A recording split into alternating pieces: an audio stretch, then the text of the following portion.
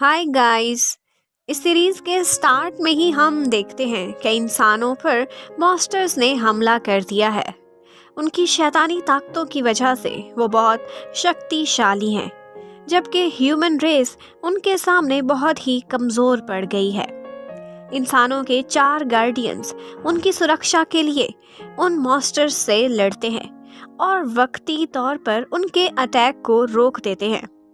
ये गार्डियंस 200 साल से इंसानी नस्ल की सुरक्षा कर रहे हैं, लेकिन अब ये मॉन्स्टर्स उनके बस से बाहर होते जा रहे हैं और उन गार्डियंस के पास कोई भी कैपेबल इंसानी सक्सेसर अब नहीं बचा था जो उनकी पोजीशन संभाल सकता।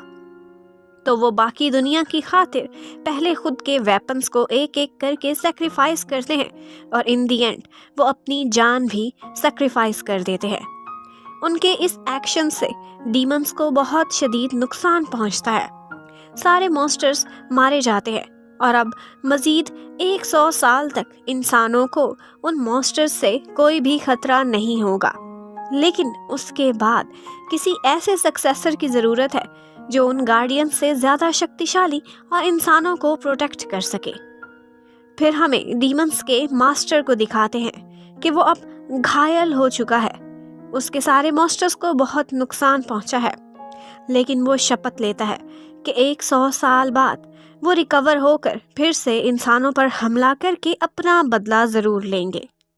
जबकि दूसरी तरफ इंसानों को दिखाते हैं कि एक राजा वो भी शपथ लेता है, अपने सारे आदमियों को भेजता है ताकि वो किसी ऐसे इंसान को ढूंढ सके जो उन 4 गार्डियंस का अगला सक्सेसर बनकर इंसानों को बचा सके।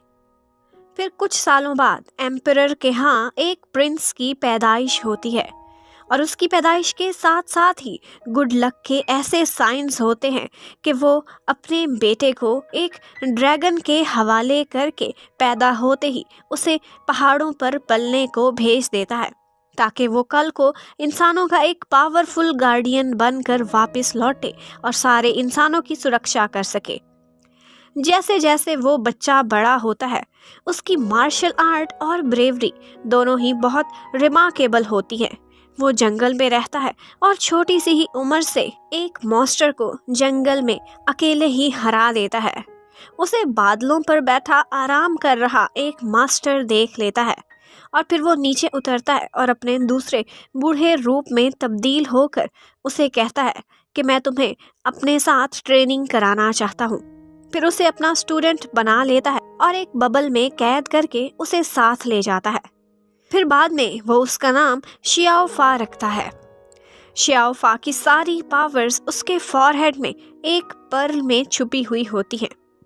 कम उम्री में वो एक लड़की से प्यार में धोखा खाकर अपनी सारी पावर्स वाला वो पर्ल उसे दे देता है और वो पर्ल लेते ही वो लड़की उस बेचारे को छोड़कर बेवफाई करके वहाँ से चली जाती है।